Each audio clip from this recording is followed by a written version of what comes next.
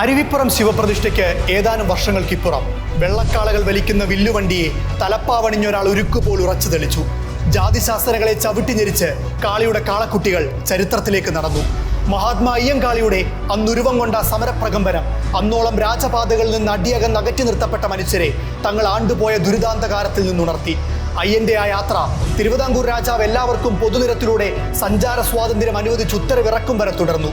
ഊരൂട്ടമ്പലത്തെ ഒരു വിദ്യാലയം ജാതിഭ്രാന്തന്മാർ ചുട്ടുകരിച്ചത് പഞ്ചമി എന്ന പുലയ പെൺകുട്ടിയെ അയ്യങ്കാളി അവിടെ പഠിപ്പിക്കാൻ കൊണ്ടിരുത്തി എന്ന കാരണത്താലാണ്.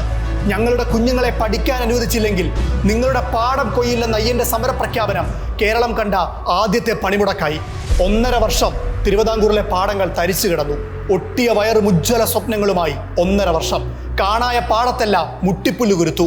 സമരത്തിനൊടുവിൽ അയ്യങ്കാളിയുമായി ഉണ്ടാക്കിയ ഉടമ്പടിയിലൂടെ വിദ്യാഭ്യാസ വിളംബരം സ്വാത്വകമായി.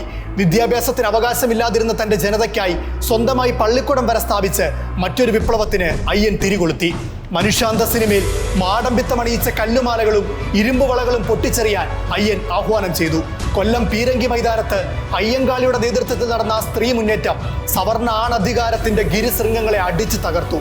തിരുവനന്തപുരത്തെ പഴയ VJT ഹാളിൽ ചേർന്നിരുന്ന ശ്രീമൂലം പ്രജാസഭയിൽ നീണ്ട 2.5 പതിറ്റാണ്ട് കാലം അടിച്ചമർത്തപ്പെട്ട ജനങ്ങളുടെ അവകാശങ്ങൾക്കായി അയ്യങ്കാളി ശബ്ദമുയർത്തി.